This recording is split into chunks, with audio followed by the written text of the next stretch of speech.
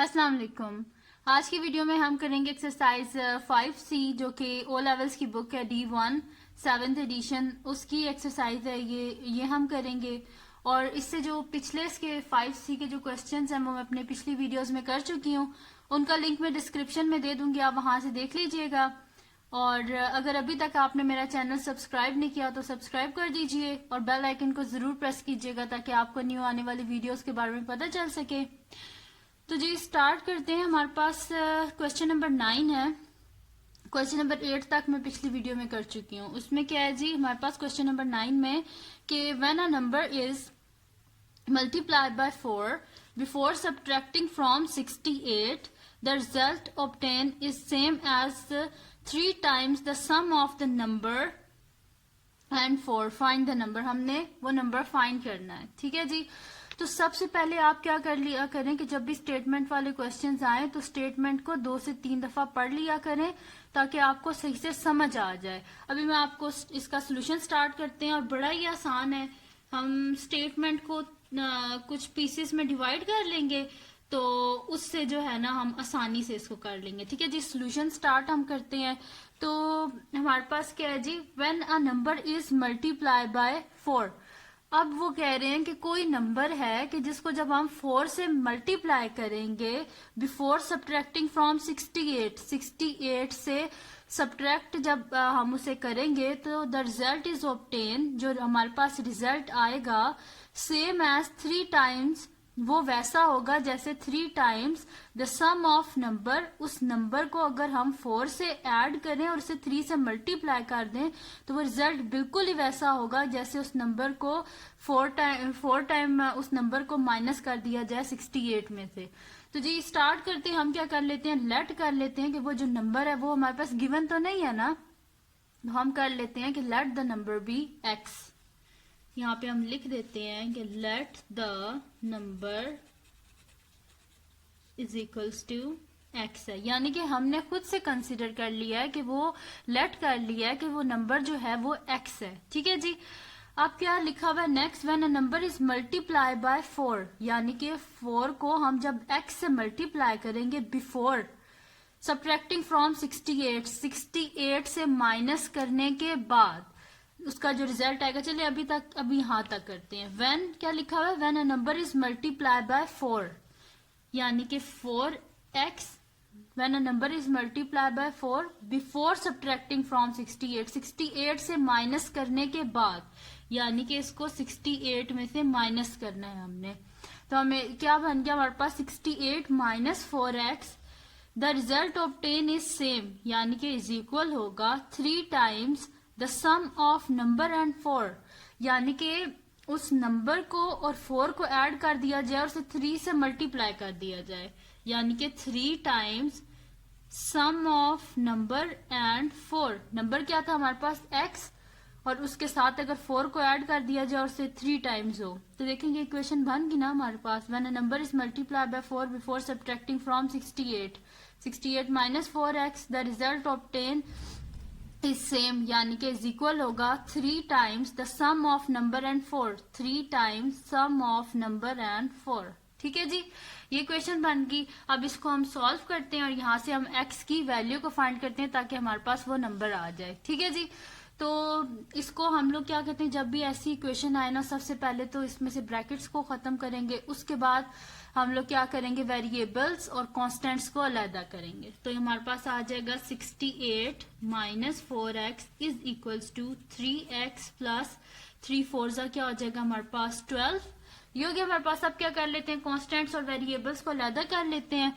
तो वेरिएबल यहाँ पे क्या है माइनस 4x, और ये जो 3x है देखिए जब इज इक्वल टू के जब भी कोई चीज हमने इस साइड पे लानी होती है तो अकॉर्डिंग टू मैथमेटिक्स रूल हम वो सब्ट्रैक्ट करते हैं बोथ साइड से। तो इस स्टेप में हम क्या करेंगे, सब्ट्रैक्ट कर देंगे 3x को बोथ साइड से, तो यहाँ पे माइनस 3x आ जाएगा और इस साइड से ना 68 तो एज इट इज रहेगा, ठीक है।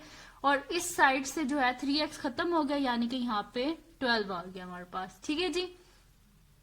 अगर कोई भी चीज सब्ट्रैक्ट करते हैं तो बोथ साइड से करते हैं।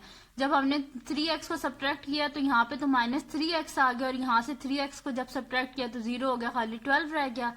अब इस 68 को भी हम क्या कर देते हैं, बोथ साइड से सब्ट्रैक्ट कर देते हैं, तो यहाँ से 68 खत्म हो जाएगा और यहाँ पे -68 आ जाएगा। ठीक है, यानी कि यहाँ पे प्लस है तो दूसरी साइड पे माइनस हो जाएगा, यानी कि हमारे पास हो जाएगा -4x -3x is equal to 12 -68।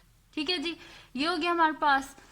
तो वैसे अगर आप इस तरह भी रख लें कि अगर यहाँ पे प्लस है तो दूसरी साइड पे ये क्या होगा, माइनस होगा। ये चीज अपने जहन में रख लिया करें तो क्वेश्चन कभी गलत नहीं होगा। ठीक है जी, अब इनको ऐड कर लेते हैं, -4x और -3x, तो ये हमारे पास क्या हो जाएगा जी, -7x इज इक्वल टू 12 में से जब हम 68 को माइनस करेंगे तो हमारे पास क्या आ जाएगा जी, -56, क्योंकि बड़े के साथ क्या है, माइनस का साइन है। अब जब हमें x की वैल्यू निकालनी है तो हम क्या करेंगे, बोथ साइड को हम क्या कर देंगे, डिवाइड कर देंगे -7 से, तो हमारे पास क्या आ जाएगा, x is equal to -56 divided by -7। ठीक है, अब माइनस साइन और माइनस साइन आपस में कैंसिल आउट हो गए, तो x क्या आ जाएगा जी हमारे पास, 7 8 से 56 होते हैं, तो x इज इक्वल टू क्या आ गया हमारे पास 8, यानी कि हम लिखेंगे कि वो नंबर क्या था हमारे पास, द नंबर इज 8, यानी कि हमारा आंसर आ गया है कि वो नंबर क्या था हमारे पास, 8 था। ठीक है जी, जो हमने क्वेश्चन में लिखा था फाइंड द नंबर, तो वो नंबर जी हमने फाइंड कर लिया और वो नंबर क्या था हमारे पास, 8। अब इसका जी नेक्स्ट क्वेश्चन करते हैं, और अगर आपको इसमें कोई भी चीज समझ ना आई हो तो आप मुझे कमेंट सेक्शन में बता दीजिएगा, मैं आपको वो समझा दूंगी। ठीक है, वैसे ये कोई इतने मुश्किल क्वेश्चंस नहीं है, जस्ट आपको क्या करना चाहिए, इन क्वेश्चन में ये करना है आपको कि स्टेटमेंट्स को आपने समझना है। ठीक है, उनको छोटे छोटे पोर्शंस में डिवाइड कर दें और वहां से आप उनको मतलब कि इक्वेशन को बनाने की कोशिश करें।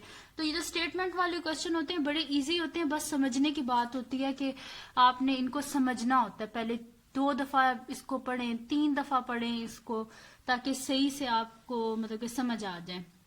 अब देखें इस नेक्स्ट क्वेश्चन में क्या है जी हमारे पास कि the man is 6 times as old as his son 20 years later. The man will be twice as old as his son. Find the age of man when his son was born. यानी कि वो कह रहे हैं कि एक बंदा है जो कि 6 times as old as his son, जो कि अपने बच्चे से 6 times बड़ा है। ठीक है, 20 years later, यानी कि कह रहे हैं कि 20 साल के जो है बाद, the man will be twice as old as his son, यानी कि 20 साल के बाद वो अपने बेटे से डबल बड़ा अगर हो गया है, तो find the age of man, हमने उस बंदे की एज बतानी है कि जबकि वो बच्चा पैदा हुआ था। ठीक है जी, तो सॉल्यूशन स्टार्ट करते हैं। इसका बड़ा इजी सा क्वेश्चन है, अब आप इस पे ना जाइएगा कि ये पहले हुआ है कि 20 साल पहले 20 साल बाद इतना है, डबल है और ये वो, बिल्कुल भी नहीं, इस चीज की टेंशन ना लें। तो स्टार्ट करते हैं हम लोग सबसे पहले लेट कर लेते हैं, क्योंकि बच्चे से वो उसको कंपेयर कर रहे हैं ना, the man is 6 times as old as his son, यानी कि बच्चे से उसको कंपेयर कर लेते हैं। तो हम लेट कर लेते हैं कि सन की एज क्या हमारे पास, x है, तो let the son's age is equals to x कर लेते हैं। हमने लेट कर लिया कि जो बच्चा है उसकी एज हमारे पास x है, और इधर क्या लिखा हुआ है, the man is 6 times as old as his son, यानी कि वो अपने बच्चे से 6 times बड़ा है। तो हम क्या लिख देंगे, then the man's age is equals to क्या हो जाएगी जी हमारे पास 6x। ठीक है, बच्चे की x ईयर्स है अभी, और जो उसका बाप है उसकी 6x ईयर्स है एज। ठीक है जी, ये हमने कर लिया। अब इसकी इक्वेशन हमने बनानी है। अब हमने डाटा शुरू में लिख लिया कि अगर बेटे की उम्र इतनी है और बाप की उम्र इतनी है, तो अब इधर से हम इक्वेशन बना लेते हैं कि the man is 6 times as old as his son 20 years later, यानी कि 20 साल के बाद, the man will be twice as old as his son, यानी कि 20 साल के बाद वो अपने बेटे की उम्र से डबल हो जाएगा। ठीक है जी, तो क्या है जी, जो है कितने 20 ईयर्स लेटर, 20 साल के बाद अगर कोई फ्यूचर की बात हो रही हो तो वो ऐड होता है बीच में, ठीक है जी। पास्ट का तो नहीं है ना, फ्यूचर, इस वजह से क्या होगा, यानी कि 20 साल के बाद। तो ये क्या हो जाएगा जी हमारे पास 6x प्लस 12 हो जाएगा, यानी कि बाद की बात है ना, तो हम ऐड करेंगे। तो 6x plus 12 is equals to क्या है जी, बाप जो है 20 साल के बाद अपने बेटे से डबल हो जाएगा। तो 2 टाइम्स, बेटे की भी तो उम्र 20 साल आगे बढ़ेगी ना, तो बेटे की उम्र भी क्या हो जाएगी x प्लस 20, ठीक है जी। तो ये हमारे पास क्या है जी, बाप की उम्र 20 साल के बाद is equals to twice as old as his son 20 years के बाद जो उसका बेटा होगा, ठीक है जी। तो ये हमने कर लिया। अब क्या करेंगे, सिंपल, अब इसमें से ये ब्रैकेट को हटाएंगे और x की वैल्यू फाइंड कर देंगे। बहुत इजी सा क्वेश्चन है ये हो जाएगा 6x plus 20 is equals to 2x plus 2 into 20 क्या हो जाएगा हमारे पास 40। ये हो गया। अब इधर से वही वेरिएबल्स को अलहदा कर लेंगे, कॉन्स्टेंट्स को अलहदा कर लेंगे। तो वेरिएबल्स को अलहदा कर लेंगे तो क्या हो जाएगा 6x minus 2x is equals to, ये यहाँ पे प्लस 2 था ना, तो हमने क्या किया है, हमने इसे दूसरी साइड पे करना था तो हमने सब्ट्रैक्ट कर दिया बोथ साइड से माइनस 2x से, तो यहाँ से कैंसिल हो गया और यहाँ पे 6x माइनस 2 आ गया और यहाँ पे प्लस 20 है ना, तो हमने सब्ट्रैक्ट कर दिया बोथ साइड से 20 को, तो यहाँ से कैंसिल हो गया और इस साइड पे क्या हो जाएगा हमारे पास 40 माइनस 20, ठीक है जी। ये हो गया। तो 6x माइनस 2x हमारे पास क्या हो जाएगा जी 4x is equals to 40 minus 20 होते हैं, यानी कि x क्या हो जाएगा हमारे पास 20 डिवाइडेड बाय 4, तो यानी कि x क्या आ जाएगा हमारे पास 4 5 से 20, यानी कि x की वैल्यू क्या आ गई हमारे पास 5 आ गई है।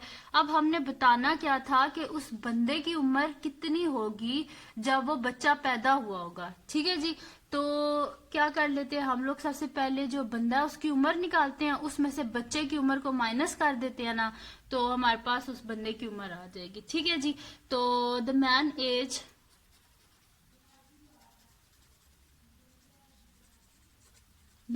एज वॉज, देखें कितनी है 6x हमने कहा था ना, तो 6x माइनस 5, ठीक है, क्योंकि बच्चे की उम्र तो 5 है ना, तो यानी कि 6x माइनस 5, बाप की उम्र में से बच्चे की उम्र को माइनस कर देते हैं। तो 6x से x क्या आया हमारे पास 5, तो ये हमारे पास क्या हो जाएगा 6 इंटू 5 माइनस 5, यानी कि हमारे पास आ जाएगा 5 6 होता है हमारे पास 30 माइनस 5 हमारे पास 25, यानी कि उसके बाप की उम्र कितनी थी 25 ईयर्स थी जब वो बच्चा पैदा हुआ था। So the man age was,